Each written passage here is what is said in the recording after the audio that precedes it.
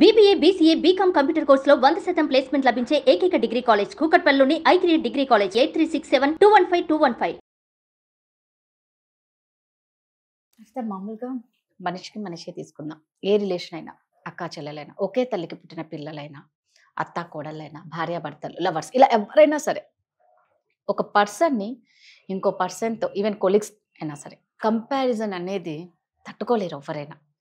ఇప్పుడు అన్నకి, తమ్ముడికి, అక్కకి, చెల్లికి, తల్లి కంపేర్ చేస్తేనే అక్కడే ఇది ఒకలాంటి కోపం, బాధ. అంటే నాకు ఇంపార్టెన్స్ ఇవ్వట్లే ఇంట్లో, నాకు ఇక్కడ స్థానమే లేదు, నన్ను చీప్గా చూస్తున్నారన్న ఫీల్ వస్తుంది. అలాంటిది పెళ్ళైన తర్వాత ఒక అత్తగారి ఇంట్లో కోడలు అడుగు పెట్టిన, ఒక అబ్బాయితో పెళ్లి చేసుకున్న, ప్రేమలో పడిన, వాళ్ళు కూడా కంపారిజన్ చేస్తూ ఉంటే నిజంగా అది ఎంత హారబుల్ కదా. ఎలా కంట్రోల్ చేసుకోవాలి? వాళ్ళు కంపేర్ చేసే వాళ్ళు ఎలాగో ఆపరు. ఆ కంపారిజన్ అది ఇంకా లైఫ్ లాంగ్ ఉంటుంది వాళ్ళకి. బట్ దాన్ని ఎలా డీల్ చేయాలి, మనం దాంతో ఎలా ఉండాలి? అవతల వాళ్ళు చేస్తున్నారని ఇంకా మనం అల్టిమేట్గా మన మైండ్ సెట్ మనకాలి. ఎందుకంటే వాళ్ళు మారరు కాబట్టి. లాస్ట్ వీడియోలో ఒకసారి నువ్వు మనమే మారాలి అన్నావు కదా. సో ఇలాంటి వాటిల్లో మనమే మారడం చాలా బెటర్ అనిపిస్తుంది. మనకి కంపారిజన్ ఎక్కడొచ్చిందో రూట్స్ దగ్గరికి తీసుకెళ్తా ఒక్కసారి రాదా. మీకు గుర్తుందా, మన స్కూల్లో నర్సరీ, ఎల్కేజీ, యూకేజీ నుంచి ఎవ్రీ ఇయర్ ఆల్మోస్ట్ చిన్నప్పుడు 3-4 years ఒకటే కదా మళ్ళీ మళ్ళీ చదివినాం మనం. ఒక లాంగ్వేజ్ కాకపోతే ఇంకో లాంగ్వేజ్ లో ఏంటి, race between rabbit and tortoise కదా. ఆ కుందేలు తాబేలు మధ్యలో జరిగే రేస్ అక్కడి నుంచి వచ్చింది కంపారిజన్. నన్ను అడిగితే it's my analysis. But yes, అంటే కుందేలు వేరు, తాబేలు వేరు. తాబేలు నైజం తాబేలుది, కుందేలు నైజం కుందేలుది. రన్నర్స్ ఎప్పుడు కూడా రేస్ లో నువ్వు గమనించు, ఎవరైతే పార్టిసిపేట్ చేసే వాళ్ళు నువ్వు ఒక లెవెల్కి వెళ్ళాకనే కదా నేషనల్ ఛాంపియన్షిప్ దాకా వెళ్తారు. రన్నర్స్ తో చేస్తారు కానీ షూటింగ్ వాళ్ళు వచ్చి రన్నింగ్ ఛాంపియన్షిప్ లో పార్టిసిపేట్ చేస్తారా? కానీ కంపారిజన్ దాంట్లో మనకు ఆ సబ్జెక్ట్ లో ఎందుకు పదే పదే ఆ లెసన్ నేర్పించారు అంటే, రేస్ ఉంటుంది. మార్కెట్లోకి నువ్వు దిగుతున్నావు, నువ్వు పెద్దగా అవుతున్నావు, యూ విల్ బీ కంపేర్డ్, నేను కంపేర్ చేస్తారు. But they have shown a beautiful thing in that rabbit beauty ర్యాబిట్ది, టార్టైజ్ బ్యూటీ టార్టైజ్ది. నిన్ను ఎవరైనా వాల్యూస్ చూపించడమే కదా. కథలు అంటే ఎక్కడి నుంచి వచ్చినాయి? మన ఫాదర్స్ అయినా కానీ ఇవన్నీ ఎందుకు రాశారు? మహాభారతం అనుకో, లేకపోతే ఏమన్నా అనుకో, వానర సైన్యంతో రాముడు అంతటి వాడు రావణుని జయించాడు, ఇవన్నీ ఏం చెప్తున్నారు మైథాలజికల్ స్టోరీస్ లో? మంచి చెడు పైన జయిస్తుంది, అంతే కదా. This is the whole thing.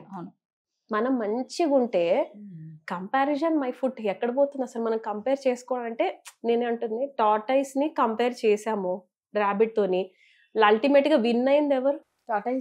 టార్టైజే win అయింది కదా. యాక్చువల్ గా అయితే అది పార్టిసిపేట్ చేసేటప్పుడే నాలో ఏముంది, నాకు అసలు ఏం చేతనవుతుంది, కానీ నేను ర్యాబిట్ ని కాదు కదా, ర్యాబిట్ నవ్వింది, నన్ను ఇందులోకి లాగింది, కానీ నా వల్ల ఏమైతుందని డిడ్ ఇట్ గివ్ అప్? వదిలిపెట్టిందా రాదా? కరెక్ట్. ర్యాబిట్ వెళ్ళని, ర్యాబిట్ ఎంత స్పీడ్ గా వెళ్తే అది మేబీ 1 hour లో రేస్ ఫినిష్ చేస్తుందేమో. నేను 1 day పట్టొచ్చు, no problem, but I will walk. ఇది కదా ఇన్స్పిరేషన్. ఆ స్టోరీ నుంచి తీసుకోవాల్సిన లెసన్ ఇది.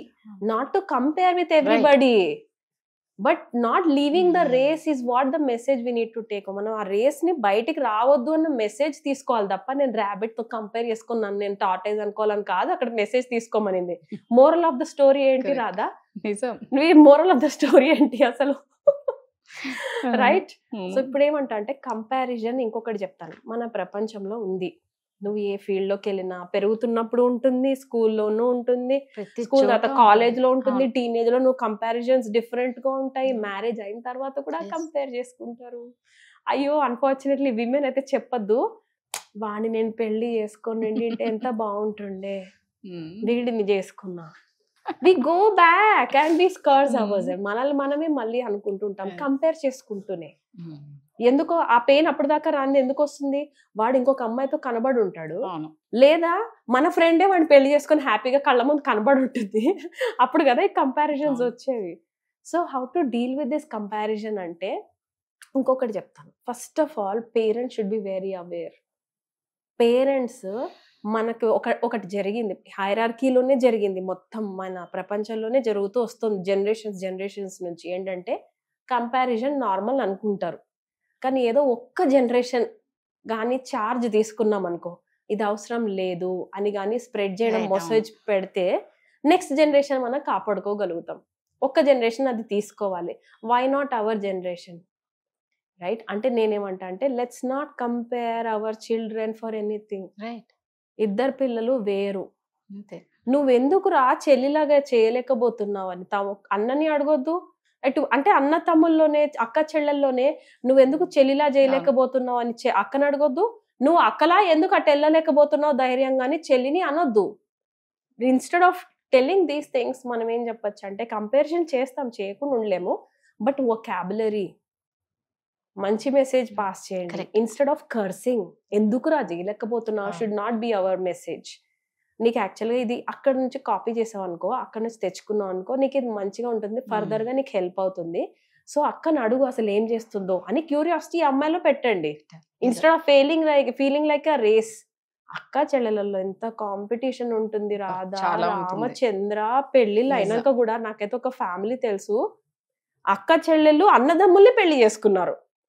ఆల్రెడీ అన్నదమ్ములే అక్కడ కంపారిజన్స్ లో పేరెంట్స్ నుంచి బలైపోయిన పశువులు. అంటే ఇక్కడ అక్క చెల్లెలు కూడా సేమ్ నో, మళ్ళీ సేమ్ అన్న చెల్లెల్ని అక్క చెల్లెలు ఇద్దరు పెళ్లి చేసుకున్నారు, అన్నదమ్ముల్ని అక్క చెల్లెలు. అమ్మ ఇంకా చూడు వాళ్ళది ఉంటది పక్క పక్కనే, మళ్ళీ ఇల్లు కూడా పక్క పక్కనే. రాదా నిత్య కళ్యాణ పచ్చతోరణం లాగా ఎప్పుడు గొడవలు. వీళ్ళు ఏం కొన్నా there will be a comparison. వాళ్ళు అంత పెట్టారు, నేను ఇంత పెట్టాలి, నేను ఇంత పెట్టాను, వాళ్ళు ఎక్కువ పెట్టారంటే వీళ్ళకి బాధ, నువ్వెందుకు పెడుతున్నావు నా వాళ్ళకని అటు బాధ. Oh my goodness, let's get out of this circle.